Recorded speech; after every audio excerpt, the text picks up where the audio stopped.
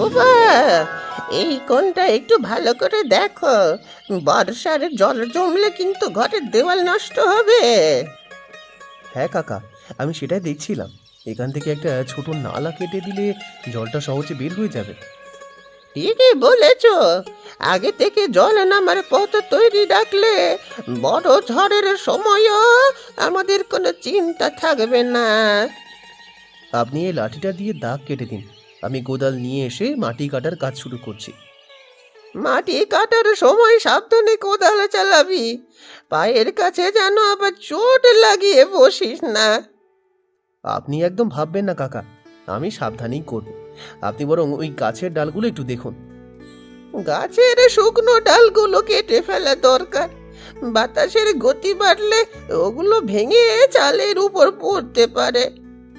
ঠিক বলেছেন, জল নামার পথটা শেষ করেই আমি কুড়াল নিয়ে ওই ডালগুলো কেটে ফেলবো। সব কাজ একেবারে করতে যাস না, শরীরটাও তো আগে বাবা, কাজের ফাঁকে একটু জিরিয়ে নিস। হ্যাঁ, আমাদের তো সব প্রস্তুতি আজকে শেষ করতে হবে কাকা, আকাশ যে হবে মেঘলা হয়ে আসছে। তুই ঠিকই বলেছিস বাবা, মেঘের ডাক শুনে মনে হচ্ছে আজ রাতের মধ্যেই বৃষ্টি নামবে। আমরা সবাই মিলে হাত লাগালে দুপুরের মধ্যেই সব কাজ গুছিয়ে ফেলতে পারবো, আপনি চিন্তা করবেন না।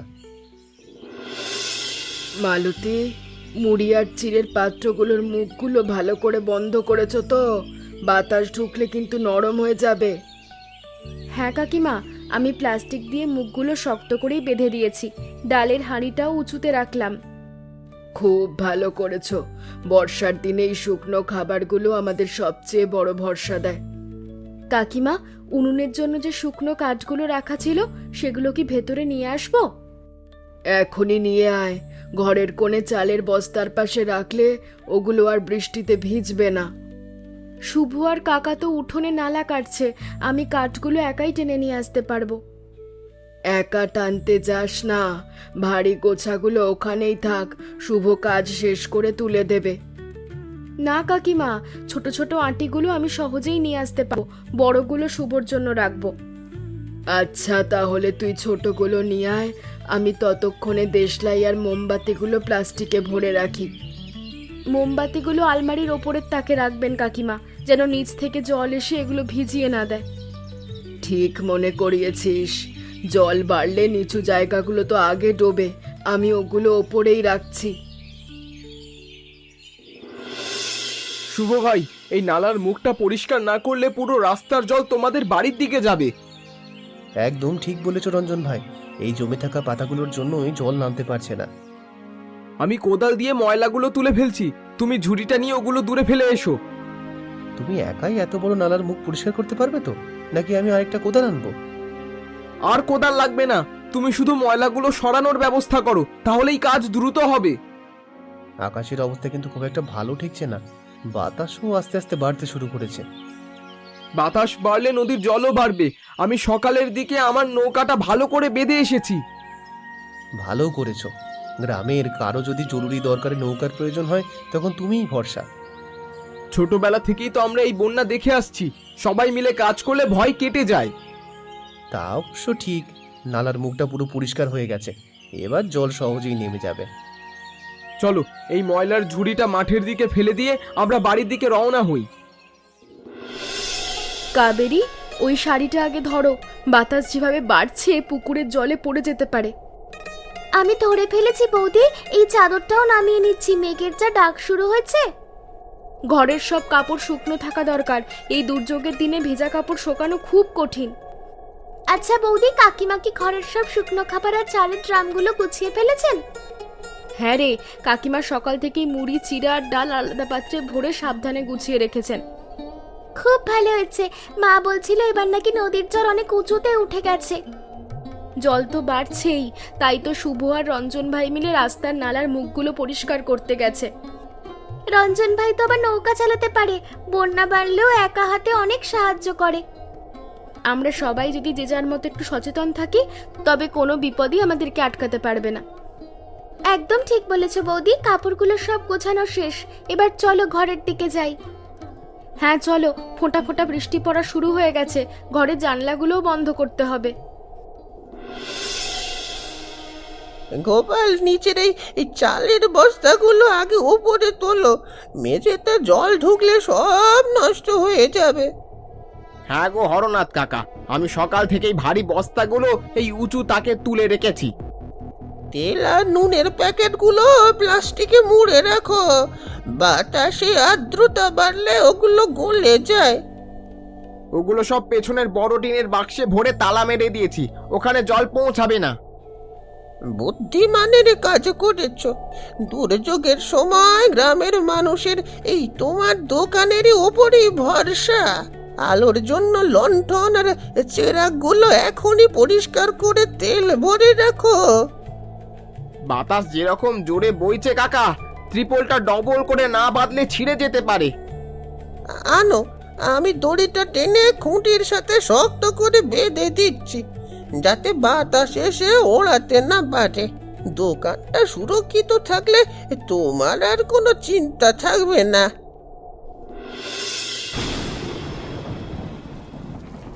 শুভ, এই বারান্দার পিঁড়ি আর মাদুরটা আগে ঘরের ভেতরে নিয়ে চলো, ওগুলো ভিজে যাচ্ছে।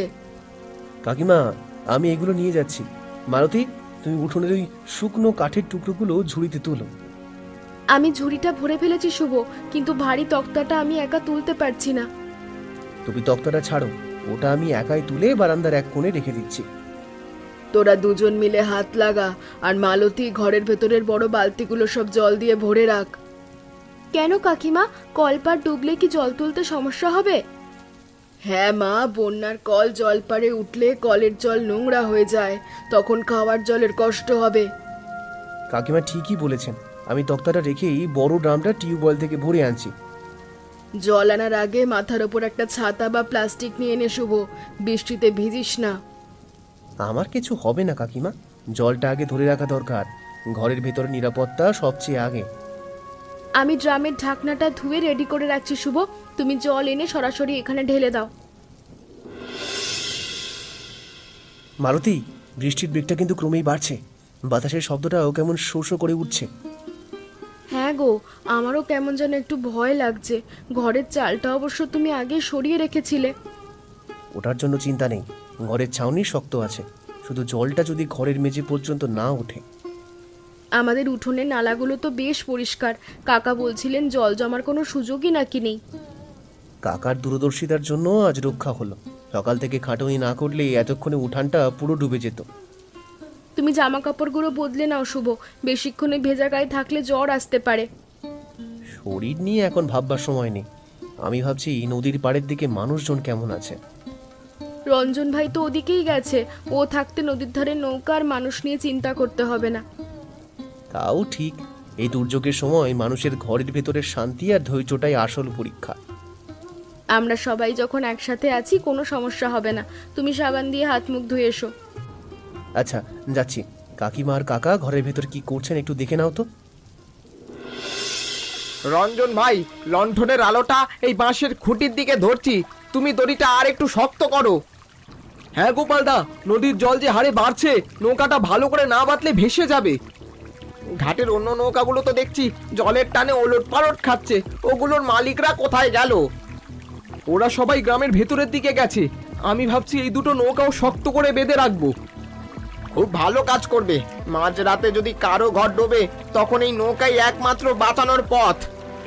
তুমি লণ্ঠনটা একটু উঁচুতে তোলো তো গোপালদা, এই দিকের কাঠের তক্তাটা একটু আলগা লাগছে। এই নাও, আমি একদম কাছে নিয়ে আসছি, কাজটা তাড়াতাড়ি সারো, বাতাস কিন্তু আরো বাড়ছে। আমার বাঁধন প্রায় শেষ। গোপালদা, তোমার দোকানের পেছনের দিকে ঘরের চালটা ঠিক আছে তো? হ্যাঁ, ওটা আমি হরনাথ কাকার পরামর্শে আগেই নতুন টিন দিয়ে মজবুত করে নিয়েছিলাম। যাক, তাহলে নিশ্চিন্ত। চলো, ঘাটের কাজ শেষ, এবার লণ্ঠনটা নিয়ে আমরা গ্রামের দিকে যাই। হ্যাঁ চলো, সাবধানে পা ফেলো রঞ্জন ভাই, ঘাটের এই মাটির রাস্তাটা কিন্তু খুব পিচল হয়ে আছে। বৌদি, বাইরে যেরকম ঠান্ডা বাতাস দিচ্ছে, এই গরমাগরম খিচুড়ির গন্ধে মনটা ভালো হয়ে গেল। দুর্যোগের দিনে এক হাঁড়ি খিচুড়ি সবচেয়ে সুবিধা কাবেরী, সবাই মিলে একসাথে খাওয়াও যায়। আমি পেঁয়াজ আর লঙ্কাগুলো কুচিয়ে ফেলছি, এবার কি আলুগুলো খোসা ছাড়িয়ে দেবো? হ্যাঁ, আলুগুলো দু টুকরো করে কেটে দাও তো, খিচুড়ির মধ্যে আলু দিলে বেশ ভালো লাগবে। কাকিমা বলছিলেন এই বৃষ্টির রাতে নাকি ঘরের বাইরে কাউকে বের হতে দেওয়া যাবে না। কাকিমা ঠিকই বলেছেন, শুভ আর কাকা তো ঘরের ভেতরেই আছে, কিন্তু রঞ্জন ভাইয়ের জন্য চিন্তা হচ্ছে। রঞ্জন ভাই তো গোপালদার সঙ্গে নদীর ঘাটে গেছিল নৌকা বাঁধতে, এখনো ফেরেনি। শুভ বলছিল ওরা নাকি কাজ শেষ করে গোপালদার দোকানে একটু বসবে, তারপর একসাথে আসবে। তাহলে তো ভালোই হলো, গোপালদাকেও আজ আমাদের বাড়িতেই রাতের খাবার খেতে নিয়ে বলে দিই। আমি চাল একটু বেশি ফুটিয়েছি, এই দুর্যোগের রাতে সবাই একসাথে বসে খেলে আনন্দ হবে। ঠিক বলেছ বৌদি, আমি উনুনে আর একটুখানি কাঠ গুজে দিই, আঁচটা কেমন যেন কমে আসছে। শোভা, নালার ওই মুখের কাছ থেকে জমা কচুরি পান্নাগুলো একটু সরিয়ে দে, জল আটকে যাচ্ছে। হ্যাঁ কাকা, আমি আর রঞ্জন ভাই ওটাই দেখছিলাম। রঞ্জন ভাই, ওই বড় বাঁশটা দিয়ে একটু ঠেলো তো। আমি বাঁশ দিয়ে ওগুলো গায়ের জোরে সরিয়ে দিচ্ছি শুভ ভাই, তুমি ওদিকের কাদাটা একটু কেটে দাও। এই তো কাদাটা সরাতেই জল কেমন স্রোতের মতো নেমে যাচ্ছে। আমাদের সকালের খাটুনি সার্থক হলো। তোদের এই বুদ্ধির জন্যই আর আমাদের বাড়ির উঠোনে জল থই থই করছে না, চারপাশটা পরিষ্কার হয়ে গেছে। হরনাথ কাকা, গ্রামের ভেতরের কিছু রাস্তায় কিছু জল জমে গেছে, কিন্তু আপনাদের এই দিকটা বেশ ঢালু।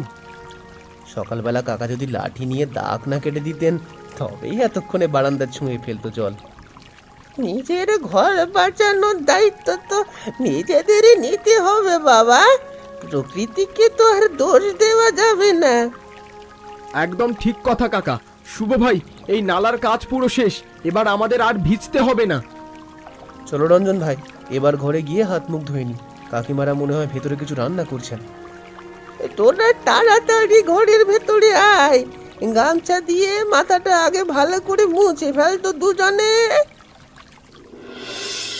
মালতী, এই সুতির চাদরটা একটু ওপরের তাকে রাখো, ঠান্ডা বাড়লে রাতে ওটার প্রয়োজন হবে। হ্যাঁ কাকিমা, আমি ওটাই গুছিয়ে রাখছি। বাইরের বাতাসের যা শব্দ, ঘরের জানলাগুলো একটু কাঁপছে। আমার মনে পড়ে যাচ্ছে 23 সালের সেই বড় বন্যার কথা। সেবার তো আমাদের এই ঘর পর্যন্ত জল এসেছিল। সেবার কি আপনারা অনেক কষ্টে ছিলেন কাকা আর আপনি? তখন তো আমি এই বাড়িতে আসিনি। কষ্ট তো হয়েছিল মা, কিন্তু গ্রামের সব মানুষ এক হয়ে সবাই সবাইকে সাহায্য করেছিল বলে টের পাইনি।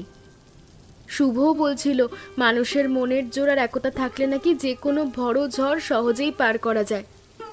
শুভ একদম ঠিক বলেছে। সেবার আমরা 3 দিন ধরে সবাই মিলে এক চালের নিচে খিচুড়ি খেয়েছি। আজকেও আমি কাবেরীকে নিয়ে বড় হাঁড়িতে খিচুড়ি চাপিয়েছি কাকিমা, গরম গরম খেতে খুব ভালো লাগবে।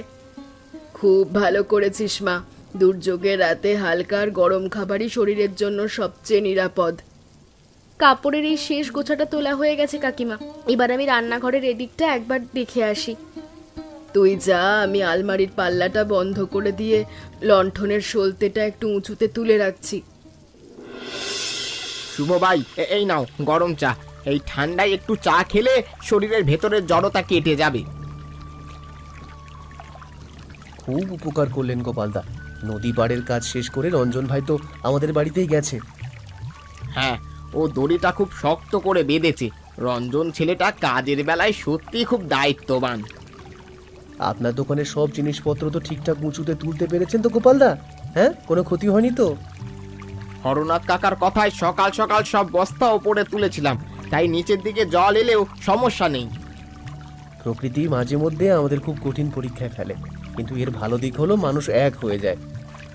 এই যেমন তুমি আর রঞ্জন মিলে রাস্তার নালার মুখটা পরিষ্কার করলে, এটাই তো আসল মানুষের ধর্ম। বিপদের সময় সবাই সবার পাশে না দাঁড়ালে একা একা কি আর সংসারে টিকে থাকা যায়? চা খাওয়া তো শেষ হলো শুভ ভাই, এবার দোকানটা পুরোপুরি বন্ধ করে তোমাদের ওখানেই যাব। হ্যাঁ চলুন, মালতী আর কাকিমা আমাদের সবার জন্যই রাতে একসাথে খাওয়ার ব্যবস্থা করছেন। চলো তবে, লণ্ঠনটা আমি হাতে নিচ্ছি। ছাতাটা একটু শক্ত করে ধরো, যাতে বাতাসে উল্টে না যায়।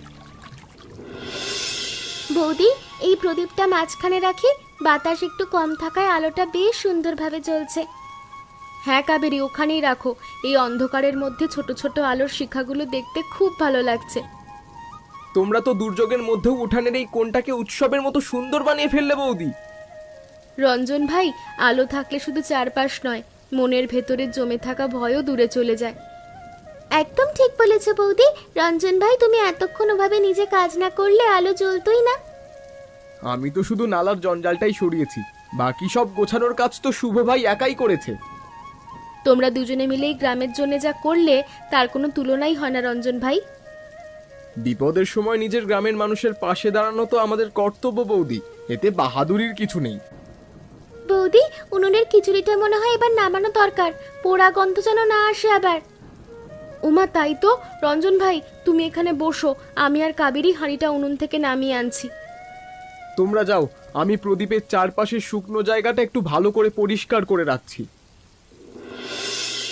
শুভ, দেখ পুকুরের জলটা কিন্তু একদম পাড় ঘেঁষে স্থির হয়ে আছে, আর উপচে পড়ার ভয় নেই।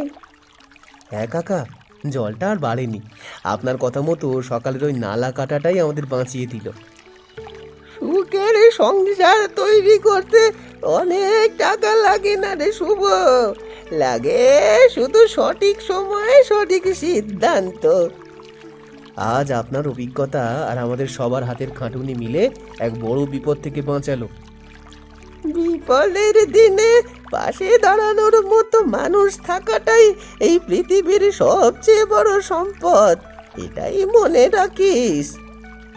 আমি আজ রঞ্জন ভাই আর গোপালদার চোখেও সেই একই দায়িত্ববোধ আর ভালোবাসা দেখলাম কাকা। মানুষের বিপদে মানুষই তো এগিয়ে আসবে বাবা। লোভ আর অহংকার এই জলের ঝড়ের মতোই একদিন মুছে যায়। আপনি ঠিকই বলছেন কাকা, এই প্রকৃতির রুদ্ররূপ আমাদের মনে করিয়ে দেয় আমরা কত ছোট। ছোট হলেও আমাদের মনের ভেতরের একতার জোর কিন্তু অনেক বড় শুভ, ওটাই আসল শক্তি। আপনার এই কথাগুলো আমার মনে আজীবন জন্য গাঁথা থাকবে কাকা, আমি কখনো ভুলবো না এটা। রাত তো অনেক হলো বাবা, এবার ঘরের ভেতরের দিকে চল, সবাই বোধহয় আমাদের জন্য অপেক্ষা করছে বাবা।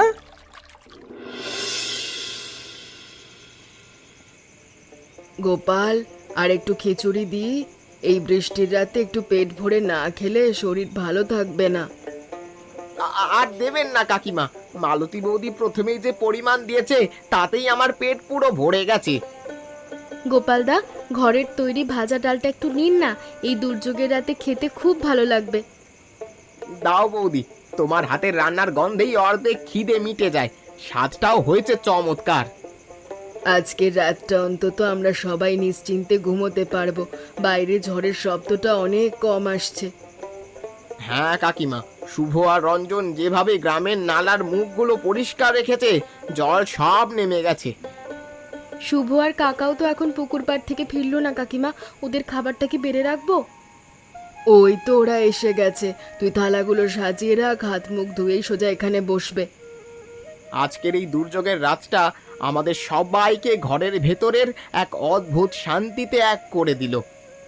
হ্যাঁ গোপালদা, সবাই একসাথেই এক চালের নিচে থাকলে যে কোনো বড় রাতই ছোট মনে হয়। তোরা খাওয়া শেষ কর, আমি বাকিদের জন্য জলের গ্লাসগুলো একটু ভালো করে ধুয়ে টেবিলে সাজিয়ে রাখি। মালতী, দেখো রাতের ওই ভয়ানক ঝড় বৃষ্টির পর চারপাশটা কেমন আবার শান্ত আর পরিষ্কার লাগছে। হ্যাঁ গো, সকালের এই নতুন আলোটা দেখলেই মনে হয় না কাল রাতে এত বড় দুর্যোগ হয়েছিল। প্রকৃতির নিয়মটাই এমন, ঝড় আসে আমাদের পরীক্ষা করতে, আর সকালের আলো আসে নতুন শিক্ষা দিতে। আমাদের উঠানের গাছগুলোও কেমন সতেজ দেখাচ্ছে, জল এক ফোঁটাও জমেনি, সব নালা দিয়ে নেমে গেছে। আমরা সবাই একসাথে ছিলাম বলেই এই কঠিন সময়টা কত সহজে একটা সুন্দর গল্প হয়ে গেল। সংসারে একসাথে থাকলে কোনো ভয়ই আর ভয় থাকে না। চলো নতুন দিনের কাজগুলো শুরু করি। হ্যাঁ চল, গরুদের গোয়াল ঘরটা একবার দেখতে হবে, কালকের ঝড়ে ওদিকের বেড়াটা একটু আলগা হয়েছে। আমি ততক্ষণে রান্নাঘরের উনুনটা ধরিয়ে সবার জন্য সকালের গরম চায়ের জলটা বসিয়ে দিচ্ছি। খুব ভালো হবে, কাকা আর কাকিমাও মনে হয় ঘুম থেকে উঠে বারান্দার দিকে আসছেন। চলো তবে হাসি মুখে দুজনে মিলে আজকের দিনের এই নতুন আলোটাকে বরণ করে নিই। এমন মজার মজার গল্প দেখতে আমাদের চ্যানেলকে সাবস্ক্রাইব করতে ভুলবেন না। আচ্ছা বলো তো বন্ধুরা, এই গল্পে খিচুড়ির মধ্যে মালতী কি সবজি দিতে বলেছিল?